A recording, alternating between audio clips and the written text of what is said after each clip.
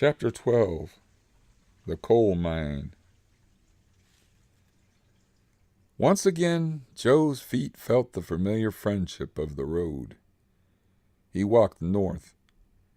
He didn't look back as he left the cave and river valley. If he did, he knew he might stay.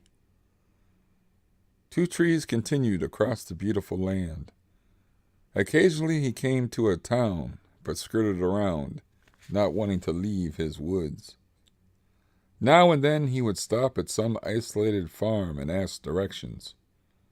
He never asked for work now, however.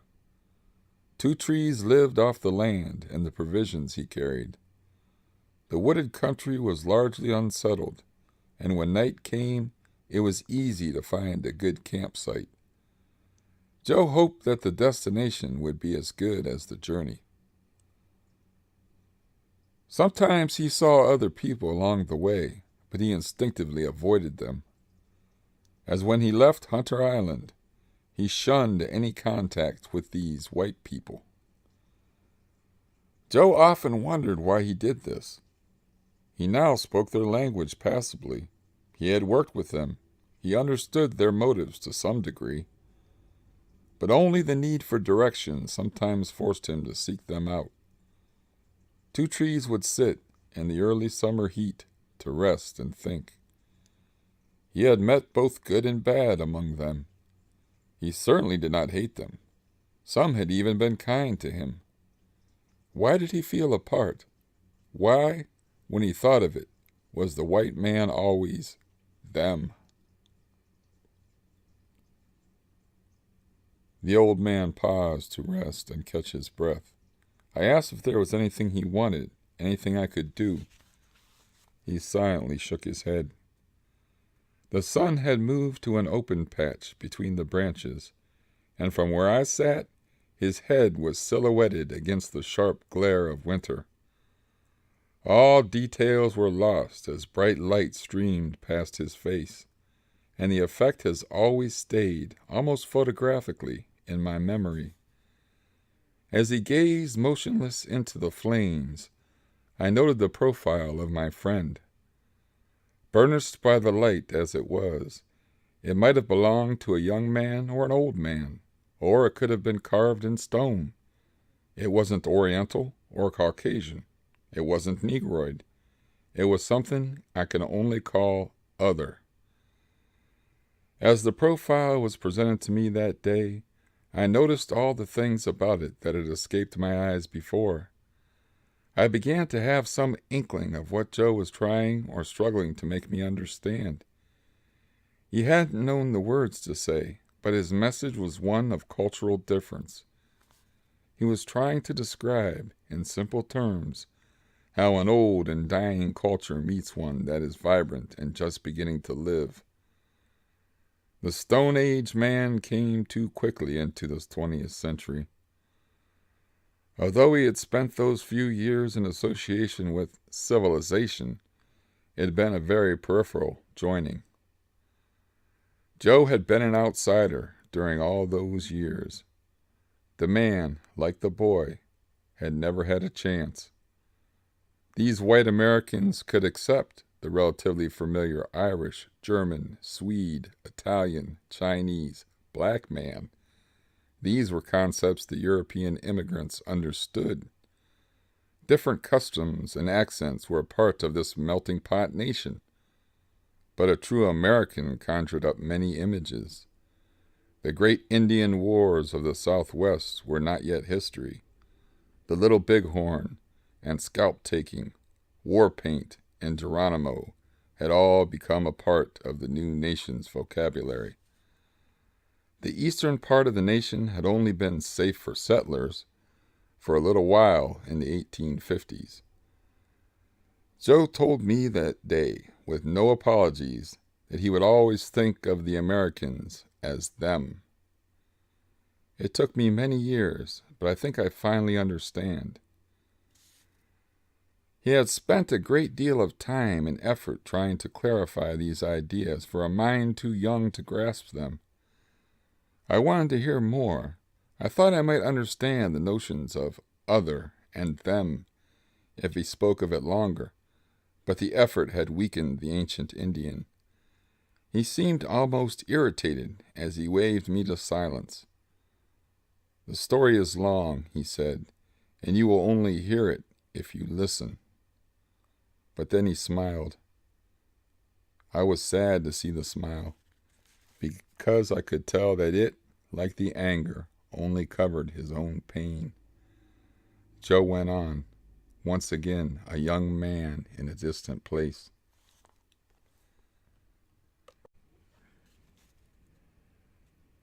The way north was easy to travel.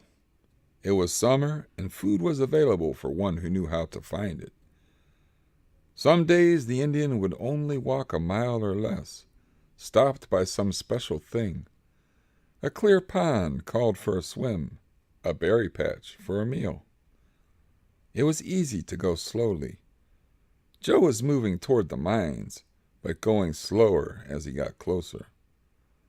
Although he knew he was doing this, it was not done on purpose.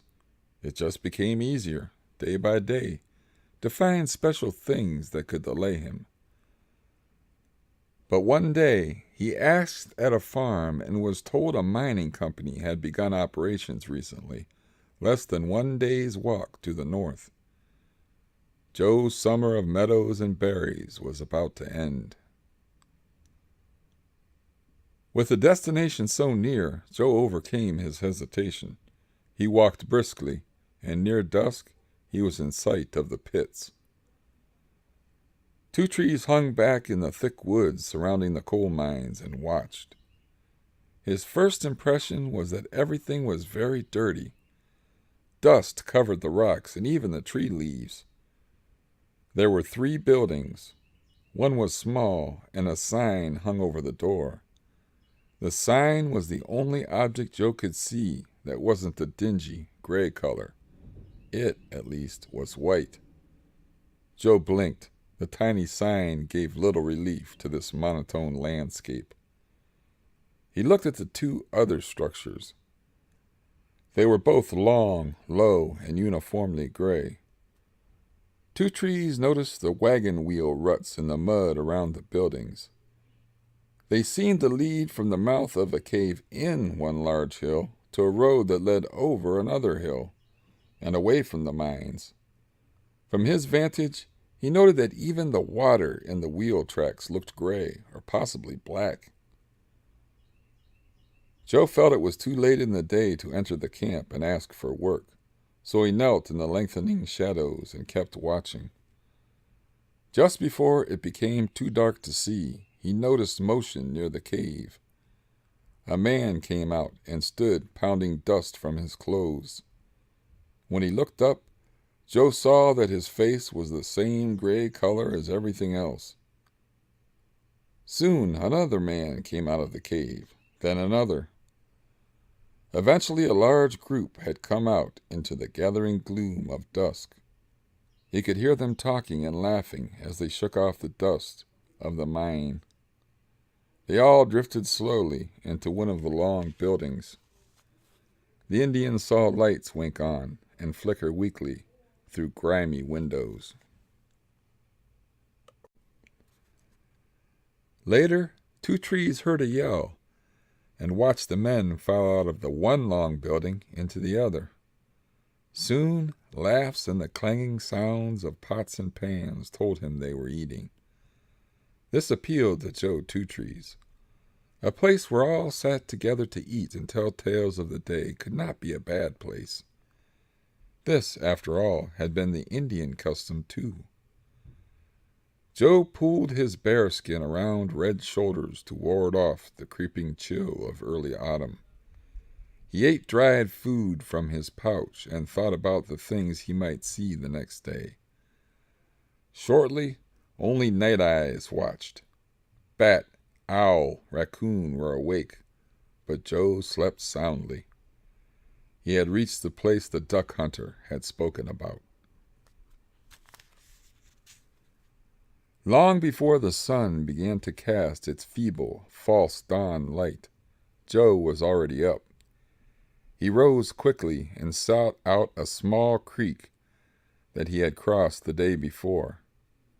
Here he stripped and scrubbed the road grime from his body. His clothes were dirty and in poor repair, but they were the best he had. He resolutely walked toward the small building with its white sign. Inside, a lantern burned and two men were hunched over a small desk. Joe could see them through a window as he neared the door.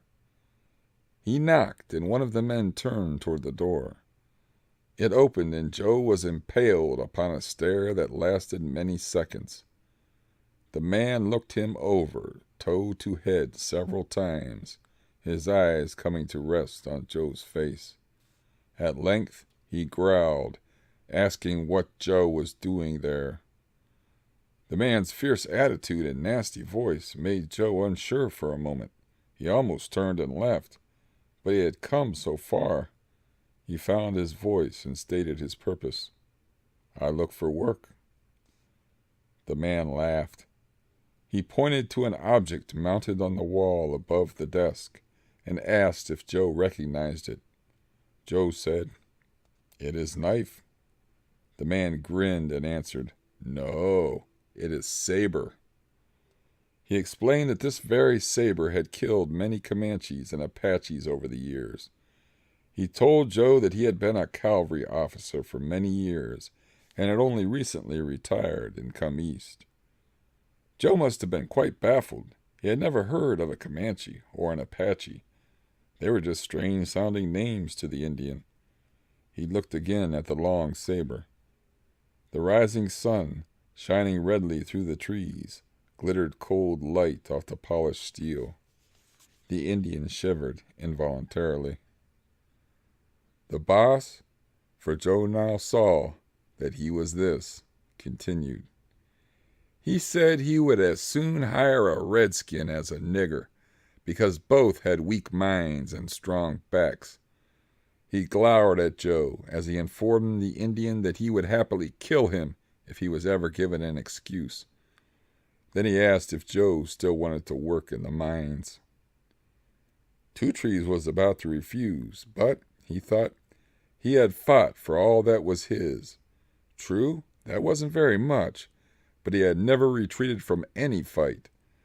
There had been the thieves in New York, the bear, the winter's cold, even the fears within himself. He had always fought. So far, he had won. This man's offer was another challenge. Joe wanted to join the miners and eat in the long building with them. Joe told the boss that he did still wish to work in the mine and would be careful to give the man no reason for wanting to kill him. He hid any emotion and tried to appear very calm. The boss accepted it, and with no further preliminaries, gave Joe the name of the mine foreman. He directed Joe to enter the mine and tell that man to put him to work. There was no talk of pay, hours, or anything else. Joe left the office doorway and walked into the black mouth of an anthracite coal mine. He walked along a low corridor of stone and dirt. The ceiling and walls were supported by timbers that formed a creaky lattice on both sides of him. Here and there water trickled down to drip on his head and clothing.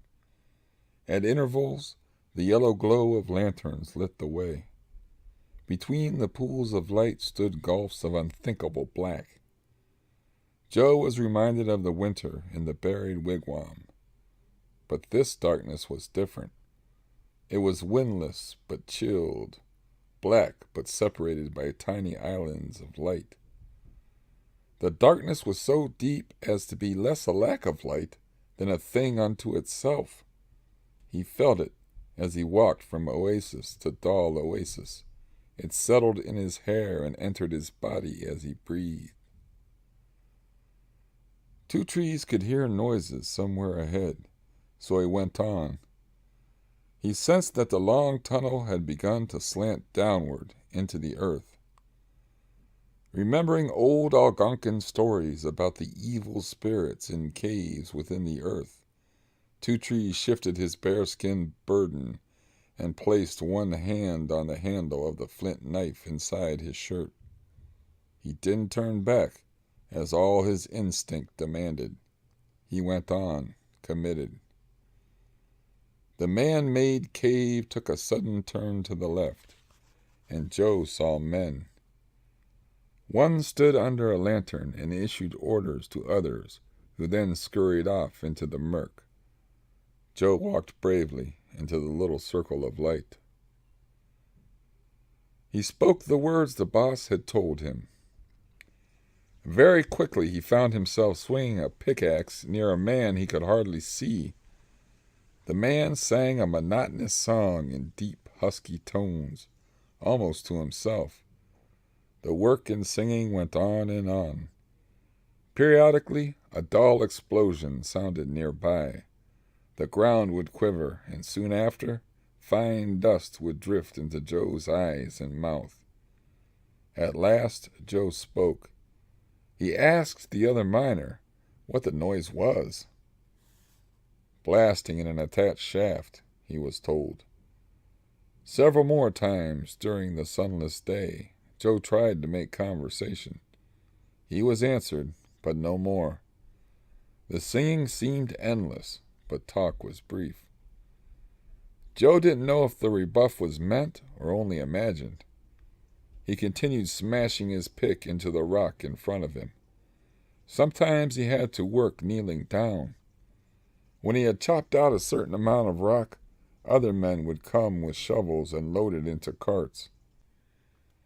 These they wheeled toward the surface. When Joe thought that the song, a few notes, and the dark, dust, and cold would drive him crazy, it was over. He leaned his tool against the wall where the others had, picked up his bundle, and joined the line of blackened men. The line threaded its way from lantern to lantern, and finally out into the cool evening air. The day's work was done. Two Trees stood in the gathering dusk and beat dust from his clothes as the others did. He noticed, absently, that stars had started to appear above him. It seemed interesting, at least momentarily, that stars shone in the night above, but not below. Some of the men, those who lived nearby, went off into the trees and up the road. Suppers and wives, children and dogs waited in warm homes. The other men walked toward the long building. Joe followed. He thought it odd that no one seemed to notice him. He was just one more smudged miner, going to the bunkhouse. The anonymity lasted into the building, through a wash-up with water in buckets. Joe was dripping himself dry when one of the men walked up and spoke to him. Joe looked and was surprised. This man had washed, but his face was still coal black. The black man led Joe to a vacant bunk. It consisted only of several rough-cut boards nailed together. Joe saw that, crude as it was, his bearskin would make it comfortable enough. The man informed Two Trees that he was called Cass, short for Cassius, a name given by his former owner. The Indian was very surprised at this mention of ownership. He asked the other how he could have been owned. He was not a horse or dog. Cass answered that he was, as several other miners here, an escaped slave. Thoughts of a farm where a door slammed on him leaped into Two Trees' mind. Again those words, escaped slave, had come to him. This time he resolved to know their meaning. A loud voice yelled from the darkness outside the barracks building. All the miners left and filed into the other structure, gray, long, but filled with warm food smells. Joe found himself standing behind Cass on the line. Soon he was seated at a long plank table with food in front of him. Cass joked that if it wasn't good, it was surely plenty. The Indian looked at his plate and was forced to agree with both statements. It was hot, though, and thinking of the man Cass, Joe didn't notice the taste. He asked the black man to tell him more about being owned. Cass told of a place named Georgia. He had worked picking a crop called cotton with several hundred other black slaves. They had been fed, clothed. In return, they worked. When the field boss thought Cass wasn't working hard enough, or when the boss was mad for some other reason, he would beat the black man with a whip. Cass had a wife for a time, but one day his owner had taken her to an auction and sold her. She had brought a high price because she was good at having babies. Without a mother, Cass's 3 little children had died. The oldest had been only 3 years old. The black man had not been able to do for them what a woman could. He worked in the fields from before sun to long after sun. Cass had buried his children all within less than half a year. Joe sat, amazed, but said nothing. Cass went on, telling Joe about his old home over the sea. There had been many nations of black men such as he. Each held a place in that land to hunt or farm.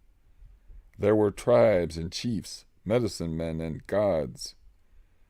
Joe thought they must have been much like his own ancestors. Then men with guns and rum had come to kill, trade, or steal. They took people in any way they could, or killed them. The unlucky ones, sold by their chiefs for rum, were crowded into small wooden ships and transported across the broad ocean to be slaves in this country, as Cass was. Cass went on. He told Joe that after a while, a white family had come to the cotton plantation. They taught the slaves more about the religion their masters had given them, a religion whose leader was named Jesus. The master had chased them at first. Later, he only laughed at them.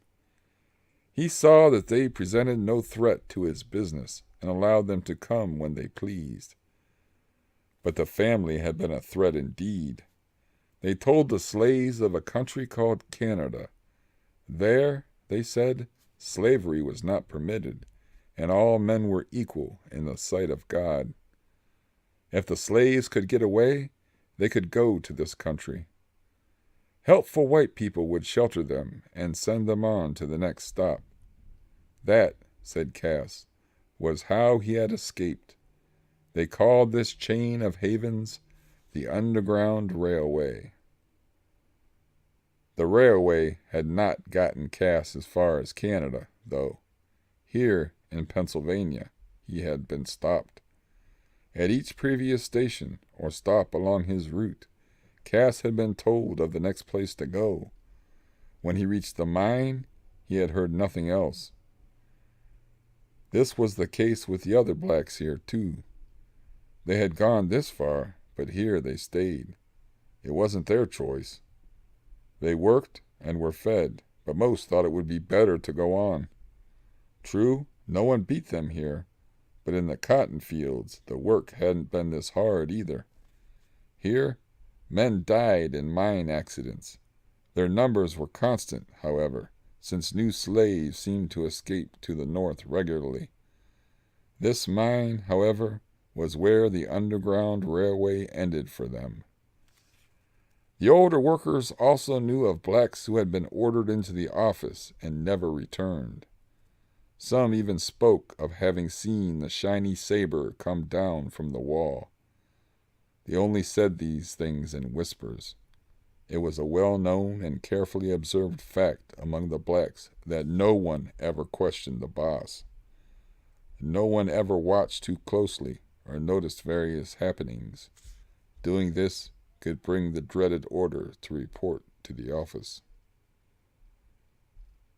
Joe spent several more days working in the ink-dark shafts, where it stayed night even at midday. He was near Cass sometimes in the darkness, and so they spoke. Joe began to realize that Cass was a kindly man. He was friendly and cheerful, always making the best of his conditions. Joe asked if Cass had any plan for escaping to his old home, the place of the tribes. The black man told him it was impossible. The fate of escaped slaves who were caught was either to be shot or whipped nearly to death and returned to their masters. It had been a difficult thing to escape, but to find a ship and try to return to Africa would be a sure way to be captured. Cass wasn't even sure that his tribal chief would accept him. The chief had freely sold him to the slavers in the first place. No, the mines were not a fine life, but at least here one could keep alive. Joe felt himself becoming friends with the black man. The feeling itself was a strange one. Two Trees had never before had a friend. In all his life, he had never known a child of his own age. He had never known a child at all, for that matter. During his small years, there had been a mother, a father, and Joe.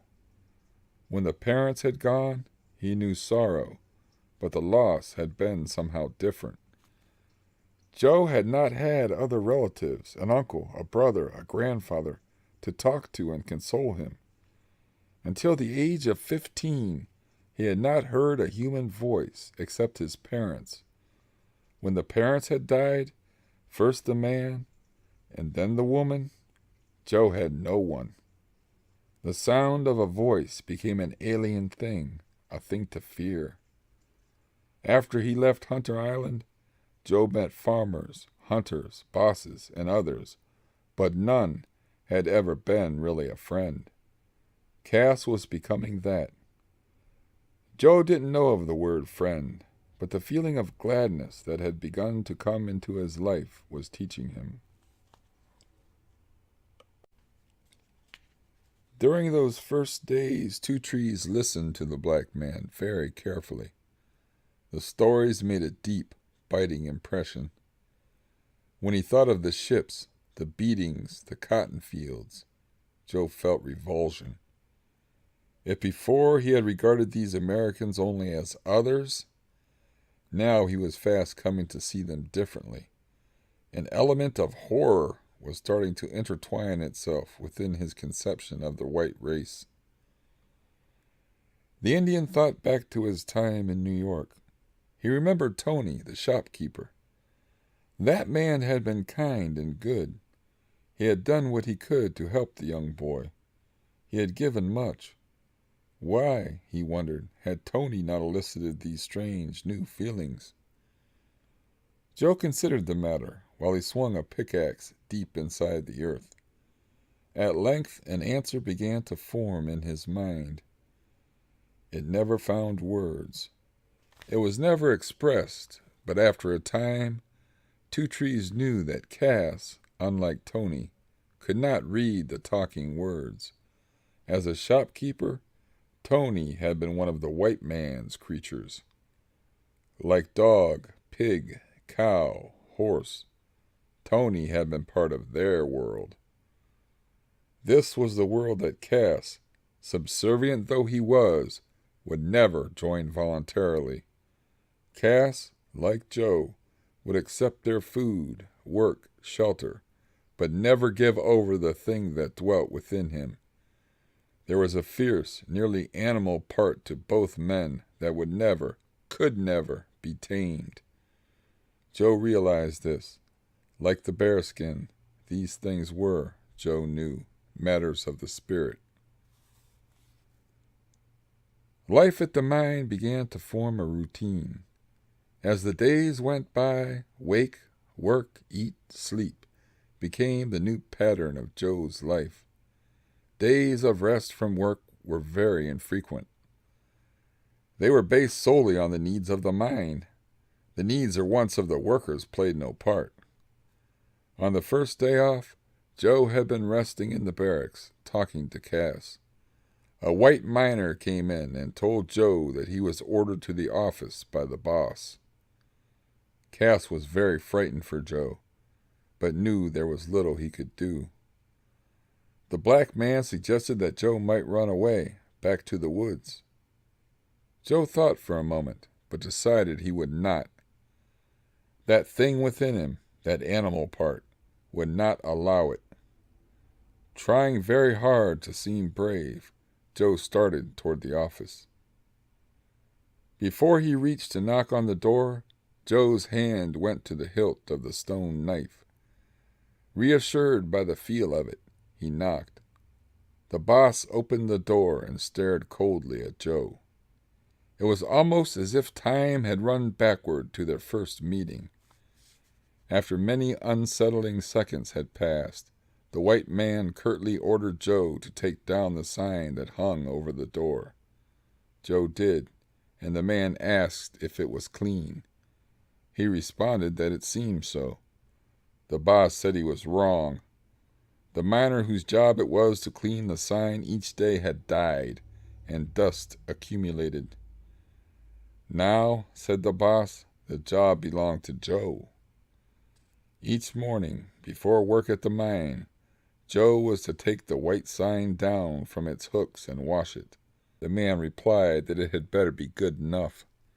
He slammed the door, and Joe was left holding the sign. He tried brushing the coal dust off with his shirt sleeve, but it only smeared and looked worse than it had. The Indian put the sign under one arm and started off for the same creek he had used when he first came here. In its cold water, Two Trees dutifully washed the black dust from the sign. He walked back and hung it on the hooks. When he returned to the barracks, Cass was relieved. They both knew that what they had silently feared had not come to pass. Joe had returned alive. He told Cass of the new job, and after discussing it, they agreed that it wouldn't be a great hardship. It meant rising a little earlier, but that would be only an inconvenience. The two men were surprised that this was all the boss had done to Joe. The retired cavalry officer's dislike of the Indian was no secret among the workers. As winter wore on, the mystery slowly unfolded. Periodically, Joe was assigned more special jobs. Joe washed dishes at the mess hall, chopped wood for the office stove, carried water, and did all the other little jobs that no one else wanted. By spring, he was working nearly as many hours on these jobs as he was in the mines. The scheme was clear. The boss wanted to antagonize the Indian into giving him an excuse to kill him in self-defense. Cass realized what was happening, and he would often talk to Joe, calming him. He told Joe that he must leave. The outcome of this test of wills was inevitable. One of the combatants would die. If it was the boss, police would come, and then Joe would die. If it was Joe, no police would come. He would be buried secretly in the slag heaps and forgotten. Joe saw the truth in Cass's words, but even though he knew he should leave, he didn't. The staying was a strange thing. It was made up of many parts. Joe knew he was strong. The extra work, unpleasant though it was, would not kill him. In some way, Joe even enjoyed the contest between him and the white boss. It contained an element of danger. Sometimes Two Trees felt like an animal must when it knows it is being hunted. The test sharpened his senses and his mind. These were not bad things. Gradually, Joe came to like the silent struggle. The man wanted to kill him, but Joe seemed always a step ahead. Then there was Cass. Cass was part of the reason for staying. If he had shown an interest in going, Joe would probably have left with him. Cass, however, was afraid to leave. So it went with the two friends, one afraid to go, the other afraid not to, but staying anyway. Spring stretched into summer, then fall into winter. The seasons passed, almost unnoticed by the busy Indian. During this time, Joe had accepted each new job without complaint. He had done it carefully and well. He had given attention to even the smallest detail of every job. The Indian had done this because he knew it irritated the boss not to find fault in his work. The white man had never commented. There had been no "well done" or pat on the back, but slowly a grudging look of respect had crept into his eyes. Now, when the boss spoke to Joe, he was a bit less nasty. There was never to be friendship between them, but at least the hatred was dying. By the following summer, a strange transition was beginning. Just as Joe had originally been assigned to the various extra tasks, one by one he was relieved of them. Each was given to some other miner who had managed to find disfavor in the boss's cold eyes. When fall was painting the leaves of surrounding trees into a gaudy frame for the gray mine, Joe was working, as he had started, only at mining coal.